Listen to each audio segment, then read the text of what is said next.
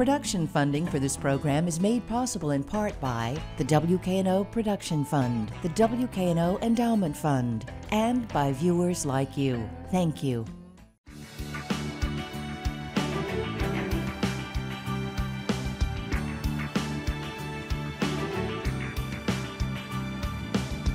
His is a story of serving our country, of overcoming tremendous obstacles and challenges, and literally reaching some of the highest peaks and summits on earth and in life. I'm here with Steve Baskus, and it's time for a conversation with Steve Baskus, the blind adventurer and veteran. So let's start, Steve, because you have an amazing story, an inspirational story, and let's start with your childhood, though, because you grew up in many different places. And so talk a little about just growing up and some of the different places that you've lived and how that formed you. Absolutely. Well, I was born in Southern Illinois. I guess I consider myself a country boy at heart. But I grew up there in the Shawnee National Forest area and ran around with my brothers in our backyard, which was a bunch of trees. But my father was an engineer, a scientist, and inventor. And he moved the family around quite a bit growing up. And I got to touch a lot of different corners of the country: Arizona, Kentucky, New York, Texas, Georgia, Wisconsin, all these different places, and really, truly had this ability to meet new people and learn a lot about the different parts of the country and the cultures that exist within our own country. And I know for you especially too, when you move around that often, you're forced to make friends, right? And so that's a big part of it is, when you look at today, your ability to meet a lot of new people, to understand cultures, but ultimately to make friends wherever you go, that's an important part of your journey. Oh, definitely. I mean, I think that I build on communication skills. I remember going into a new school everywhere. It was nerve-wracking. It was anxious. I had anxiety, but I had to learn how to make new friends right away. And it wasn't, after a while, it became the norm. And I think that played a huge role later in life. Talk about military service, because you grew up in military service and your family was extremely important. You had many conversations with your grandfather. Talk about that and how that really shaped you wanting to go and serve our country. My father was a veteran, Vietnam-era veteran. My grandfather, Army Air Corps during World War II. I have aunts and uncles that served as well, or worked alongside the military. And so the military was, I guess, deep ingrained in our history. And I heard stories as I grew up all over the country. And it was my grandfather who would sit us around the dining table and just in his home talk about his service in far-off places like Egypt, where they launched out of North Africa and Europe on bombing missions. He was a flight engineer for B-24 Liberators. And so he'd talk about these missions and the planes coming back. And he'd show us pictures. And I just fell in love with travel, with the sense of adventure. And I learned a lot, of course, about military service and what that meant, and also some of the trauma and despairing moments, I guess, that service members may have in those places and in those situations. And that really influenced me in a way. I always had in the back of my mind, maybe I'll serve the country like some of my family members. And I know 9/11 was a very pivotal moment for you in making that decision. Describe where you were living at the time, because you were very close when the Twin Towers fell. Yeah. Describe 9/11 and that impetus to want to join. I was on Long Island, not far from Manhattan or New York City, West Hempstead to be specific. And I was in school. My father would run into the city a lot for his business and work. And I remember 9/11, I remember September 11th, 2001. I actually was in the city the week before with a friend. We were in Chinatown and used to run around all of New York, Bronx, the Brooklyn and Manhattan. And it was just a great city. And it was a beautiful day, 9/11. I mean, the sun was out and it was blue skies, and I just remember when it happened, the planes, it just was surreal.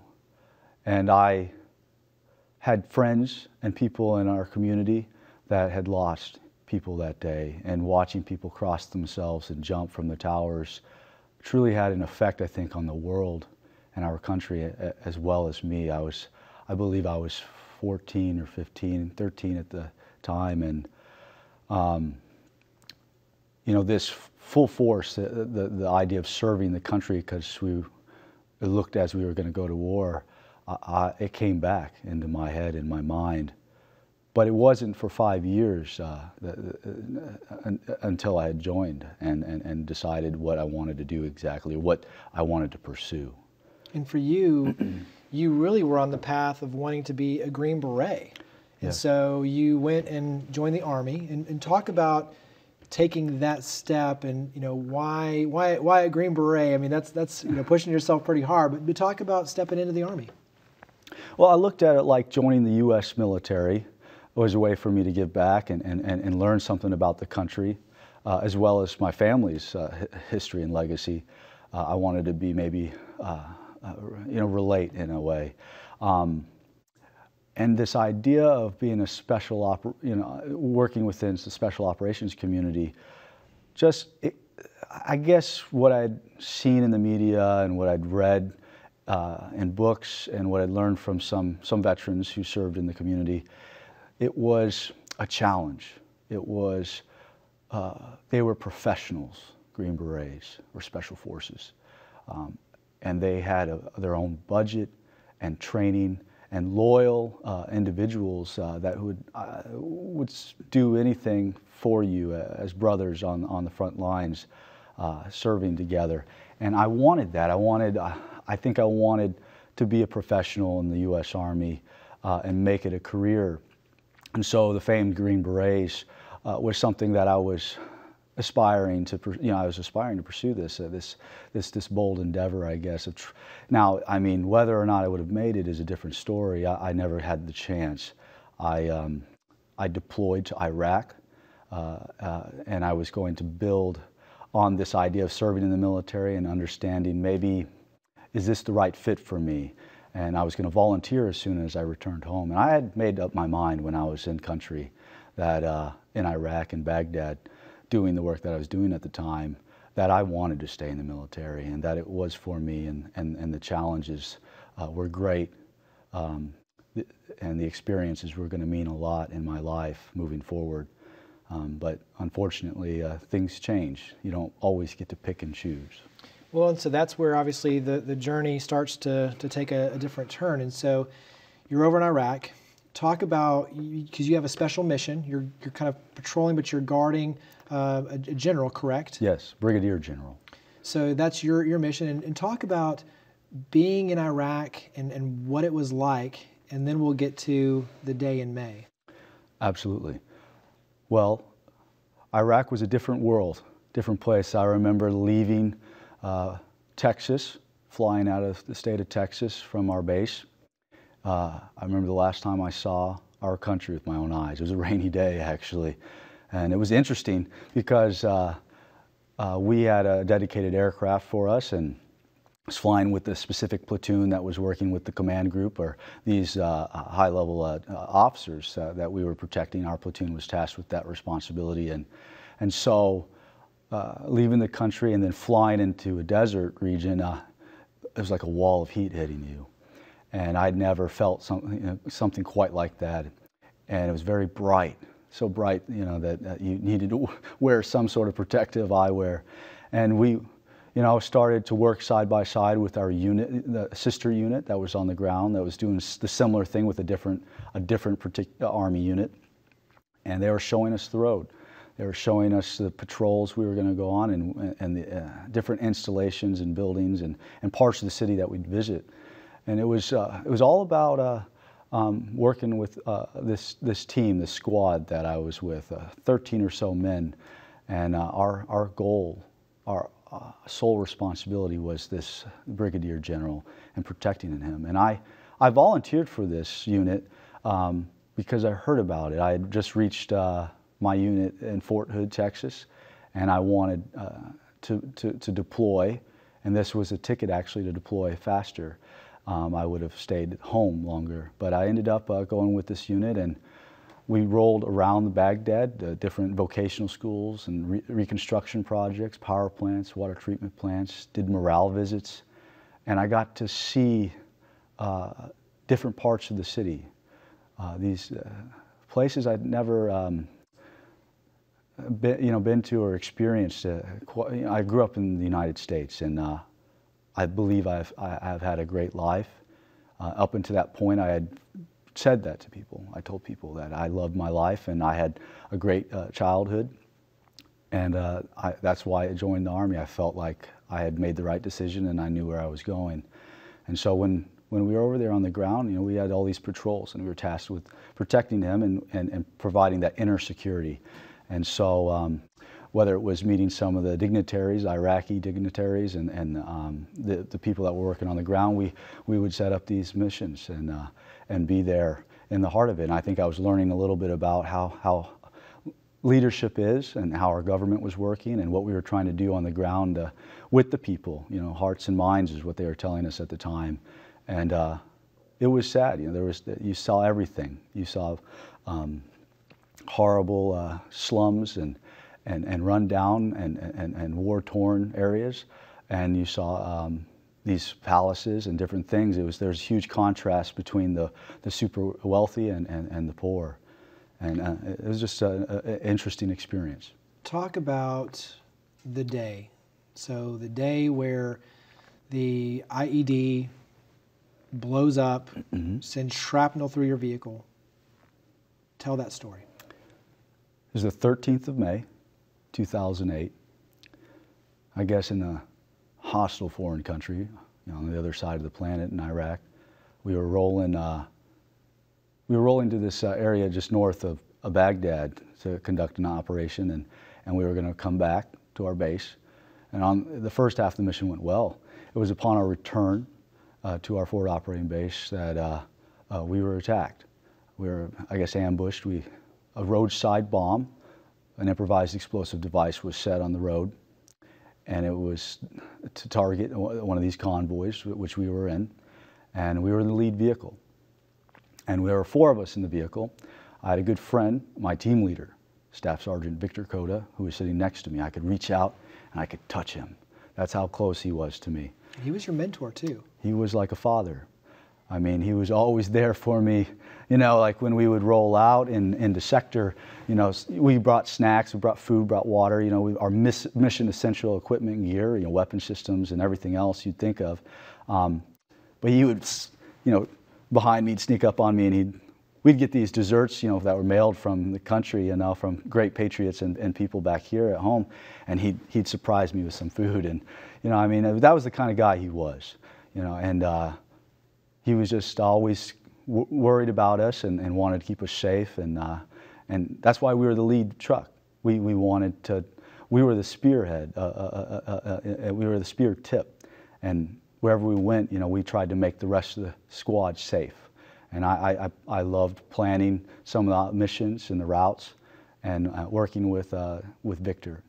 And so this bomb detonated next to us, and it hurled a piece of shrapnel or a metal into the vehicle, and a lot of back spray of shrapnel, superheated metal, flew through the interior cabin, and it killed my good friend, Staff Sergeant Victor Cota, instantly, and I suffered shrapnel injuries to my head, neck, arms, and legs. Small pieces, fragments. A piece hit me in the side of my head here and took both my eyes. My eyes might look a little like they're shut, is what people describe, but I lost everything in my right eye, and it traveled behind my face. Some of the fragments and bone destroyed some of my sinus cavities, so I can't smell. The olfactory nerve was damaged. And my left eye, I used to have brown eyes. They describe that it's like a grayish blue, but I have no light perception. I lost all my sight. And so I was pulled from the vehicle. I was knocked unconscious for a brief moment, and then I came to. I don't recall a lot of it, my medic and other guys from my unit, they provided security, and they were right there at my side immediately. And they were holding my hands down because they kept rubbing my eyes. And I was saying I couldn't see. I was bleeding from a lot, you know, every orifice you could think of on their face. And it was, I don't recall a lot of it. I remember yelling, and I remember different things, and it's probably because my body was in trauma and shock. But they rushed me to another vehicle, and they got me to another a small outpost where a Black Hawk helicopter medevac came, and they ferried me to a hospital, field hospital, and they ferried my buddy Victor to the closest airport where he would go home, draped with the United States flag over a box. Talk about, yeah, I know for you, I mean, this is hard even for me, but and especially having family in the military, you end up on the other side of the world, back here in the States, and they tell you you're blind. Yeah. And at that point, I know that's a gut-wrenching moment where for 22 years of your life, you can see and enjoy life, and all of a sudden now they're telling you you're blind, you're never going to see again. Yeah. Talk about those first moments, because I think the way you handled that and just your outlook on life, even to this day, you use it. Many could go down kind of a dark road, and you said, you know what, I'm going to push through this. And you have a great saying. I want you to kind of, you know, tell us the saying in terms of exploring the darkness. Yeah. But just your whole mindset. So talk about when they first told you you're blind. How did you handle that? Well, imagine this. I mean, that all happened, what I just explained. And I was ferried around the world. I went unconscious, and I just couldn't remember. I went through Iraq, into Landstuhl, Germany, and then Germany to Walter Reed. And that happened, I think, less than 72 hours. And I had multiple surgeries, more than 12 surgeries to stabilize myself. And I came to in a bed in Walter Reed. It was a very surreal feeling, because I was staring at blue sky and tan desert on a road in Iraq on a mission, and then I awake with my hearing people talking to me. And it was my family. They were at my side. They had enough time because of the phone call that they received telling them that, well, this might be, the, you know, your son, his life status is questionable. And they rushed as fast as they could to Walter Reed. And they were there for me. And I awoke with patches on my eyes and tubes coming out of my arms and legs, and all bandaged up. And they were there reminding me that everything was okay, Steve, that I was home. It was a shock. And the doctors, you know, that first week, they would talk in the hallway, and they were trying to figure out, because I didn't know. I touched my eyes. I had patches. My whole left arm, because I almost lost it, was covered, and my right hand was broken. I had metacarpal fractures. I couldn't use my hands. They were feeding me. And I touched my eyes, and there was patches on them. And I didn't know how much of my vision or sight was gone. I just knew that it was a bomb that went off. And then hearing the horrible idea of, you know, the story of my buddy who died next to me, and they just break it to me. They just tell me that that I'm blind. And laying there in the bed, I had to make a decision. In my mind, I had to make a decision about where I was going to go in life, and exploring through the darkness. This quote that I've come that I've kind of thought up has a lot to do with maybe dark times, you know, and horrible moments. You know, don't stop. Don't just sit there and stare into darkness. Don't become stagnant and still. Explore. Try to find a way. And so if you stand and stare into darkness, you'll never find your way. But if you explore through the darkness, you're bound to stumble upon great adventure, or maybe a new way. And that's what I've tried to do moving forward. And absolutely. I mean, that's a great transition, because, I mean, that's when you look at your story, what you're doing today is phenomenal. I mean, you're doing more with your life, not being able to see than most of us who can see will ever do ever. Yeah. And so, when you talk about exploring and adventure, that's exactly what you're doing. You are out living life to the fullest. You are summiting mountains, you're climbing to the highest peaks, and you're doing it all without being able to even see. And so it's absolutely phenomenal. So talk about some of the treasured memories and moments already on your end, because I mean, you've summited Kilimanjaro, you summited some of the world's tallest peaks. Talk about this chapter, the current chapter, where you're inspiring kids. I mean, even here in this area, you were out at Houston High School talking to the students and sharing your story. And, one of them came up afterward and said, this means the world to me, because I think in my life I've got some dark moments, and I see you and I see your perspective and how you're handling it. Mm-hmm. And it puts things in perspective for what I can achieve with my life and to go out and live it to the fullest. And so talk about living life to the fullest. No, it's, well, I have this saying too, living is moving, moving is living. If you're still, I don't think you're living. You don't have the ability, even if you just move across the room, you might experience something in a simplistic way. But for me, I stare into nothing. I stare into darkness, and I want to move. It makes me want to move because I want to experience life, and I want to live life. And I've really grabbed hold of this idea of climbing mountains because of great friends and people and stories I heard. I was inspired myself when I awoke in the bed, and I was hearing stories about people who came before me and people who have similar struggles. And so this idea of moving and maybe latching onto my desire to become a great soldier was my focus moving forward. I wanted to take that negative energy and throw it into what I wanted to do with this new normal, this new way of living in, I guess, darkness, living in, and it's become more than that. I imagine everything now. I don't focus so much strictly on the darkness, but I was invited on a climb because of a special individual, Eric Weinmeier, who I reached out to, a famous blind climber. He's climbed Everest and many other mountains. And I remember laying in the bed thinking about these ideas, and I made the connection. I made it happen. I had to, it's a two-way street. It's not just your care providers. It's also I have to make a decision and drive forward. And so, I got invited on this first climb to climb a volcano in Mexico. And it was, I was anxious. I had anxiety. I was nervous. I was excited, and it was all about pushing the limits. I wanted to be the best blind person now instead of the best soldier. I wanted to learn how to live again. And I think moving and exploring this new body, this new way of moving in these situations, like on these big mountains and these different activities and recreational events that I participate in, has allowed me to grow as a different person. And I've been able to trek and climb on every continent almost. I have 2 left, Australia and Antarctica. Well, and you've been snow skiing. Yeah. And we're not talking about when you go on a bike ride. We're not talking like a 13-mile bike ride. You're doing like 250, 800 miles. I mean, these are amazing adventures that you're going on. Well, and you're right. And I want to point something out though.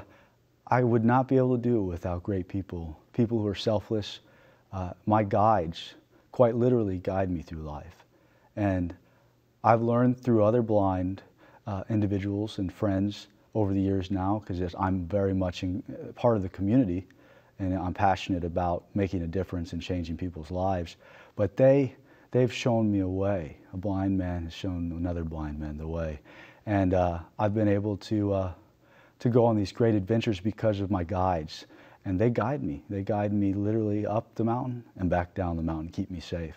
And so it's without them, without acting as a team and working with these great people, I would not be able to experience life the same way. I've always wanted to see the world, and nothing's changed. It's a different perspective.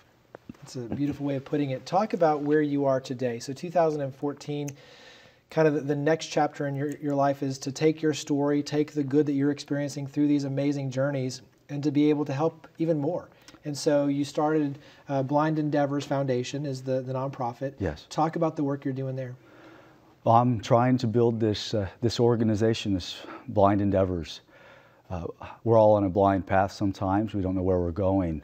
So it doesn't necessarily apply just to someone who's blind, but this foundation, I hope, it's in its infancy. I'm learning a lot about business and running things and trying to organize something that I'm very passionate about from my experiences over the past so many years. And these experiences on these mountains and traveling with other people who have been injured has kind of fueled and facilitated this idea. And so Blind Endeavors has three maybe areas of focus: awareness and education, research and development, and athletics and recreation. I want to have programs that take people out and do things, but I also want to focus on research, maybe making techniques and systems better, technology better, as well as making people aware, like I've done here in Memphis. I think speaking to people and sharing my story, even though sometimes it can be hard for me, whether or not people believe that, I want to make a difference in people's lives because people have made a difference in my life. And so this foundation, I guess, is my next huge endeavor and the future of my life. It's a never-ending challenge, a never-ending endeavor. It's a lifelong challenge. Well, Steve, I cannot thank you enough for your service, for your sacrifice, for your inspiration, and for coming on this show and sharing it. So thank you. Thank you very much. Thank you for joining us on a conversation with Steve Haskins.